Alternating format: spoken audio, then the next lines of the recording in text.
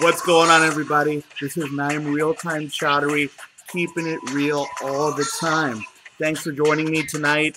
And basically tonight, Realtime wants to talk about what's been going on in the news and all this big sexting and cheating scandals that, basically we've been seeing pretty consistently over the last couple months. I mean, probably one of the most known of these scandals was Democratic Representative Anthony Weiner, who stepped down today. And basically he was busted for tweeting and texting suggestive pictures and emails and, basically to this woman in Seattle, but never actually had physical encounters with her. So, brings down to a whole definition is everyone's asking, so what's cheating? The guy didn't do anything. The guy didn't get any. Well, to me, basically cheating comes down to what you define your relationship and what are the bounds of the relationship that you're cheating on. I'm going on basically old school terms that Webster's, I don't think they constantly update terms and meanings. From what I remember, that cheating basically how it's defined when you look anywhere is someone to be unfaithful, practice fraud, or be dishonest. And all I know through history, I think people have just found quicker, better, faster, and more intuitive ways to basically try not to do something but end up doing it.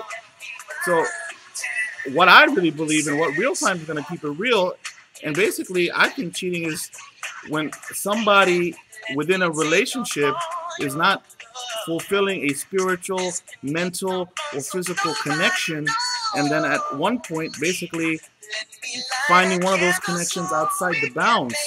And I think any of these new avenues that we're seeing, this social media, this texting, this email, this flirting, it's just basically old school ways of doing the same thing.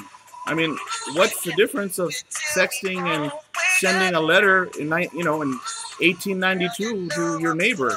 It's just something that just a little bit more quicker. I just don't see much of the difference. It just, like I said, it comes back to what you define your relationship to be.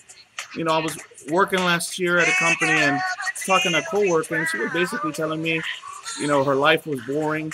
She's kind of an older woman, and, she had met this young dude at Starbucks and basically tried to holler at her and pick her up.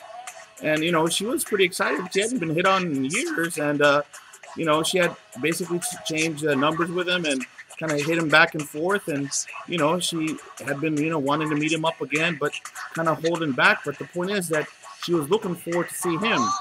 And to me, what that basically shows is she lost the emotional connection, with her spouse. And when you want to spend more time with somebody, when you're in a defined relationship, on an emotional level, I think you're done. I mean, unless there's a serious conversation where it doesn't matter what avenue you have, the gatekeeper is you. So whatever begins and ends comes to you. And at the point you basically want to decide, do you want to make this work or do you not want to make it work? So, all these avenues of cheating is just avenues. At the end of the day, it comes down to you. So that's my real time today, everybody. Thanks for joining me. Keeping it real all the time. And thanks for the comments and hits. And just, hit me up and till tomorrow.